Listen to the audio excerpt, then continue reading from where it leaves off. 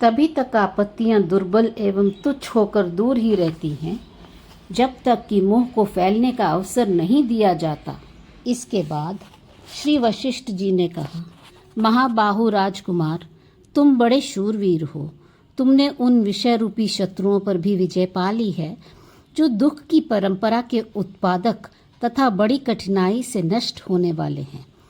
ऐसे प्रभावशाली होने पर भी तुम अज्ञानी मनुष्यों के योग्य विक्षेप रूपी अगणित तरंगमालाओं से युक्त तथा आवरण रूपी जड़ता से सुशोभित होने वाले व्यामोह के समुद्र में आत्मज्ञान शून्य पुरुष की भांति क्यों डूबे जा रहे हो?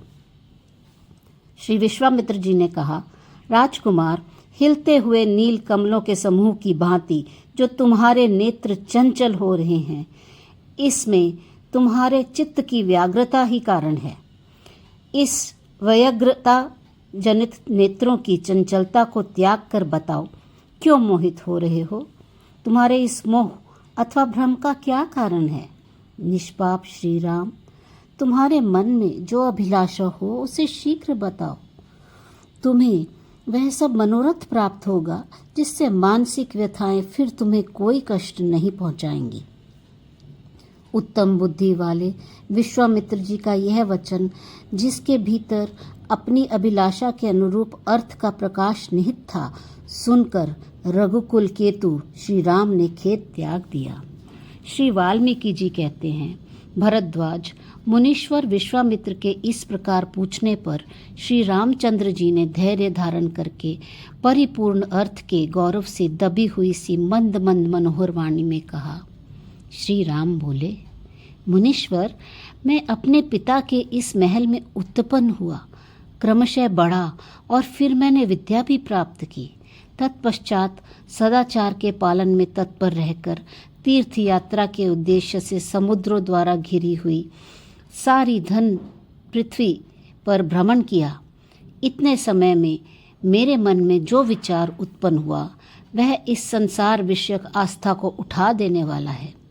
तीर्थ यात्रा करने के अंतर मेरा मन विवेक से पूर्ण हो गया, जिससे मेरी बुद्धि भोगों की ओर से नीरस हो गई और उसके द्वारा मैंने इस प्रकार विचारना आरंभ किया, यह जो संसार का विस्तार है, इसमें क्या सुख है?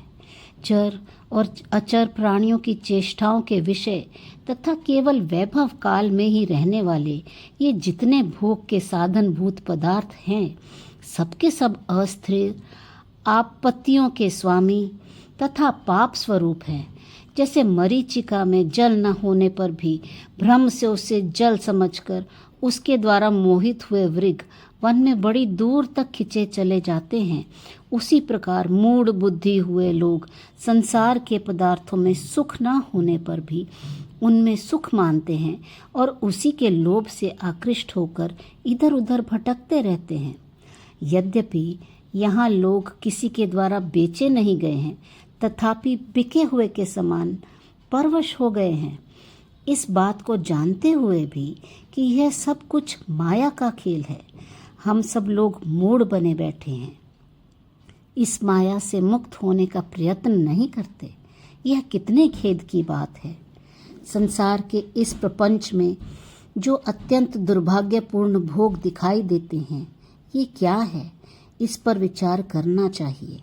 सब लोग व्यर्थ ही उनके मोह में पड़कर भ्रांतिवश अपने को बद्ध मानकर बैठे हुए हैं।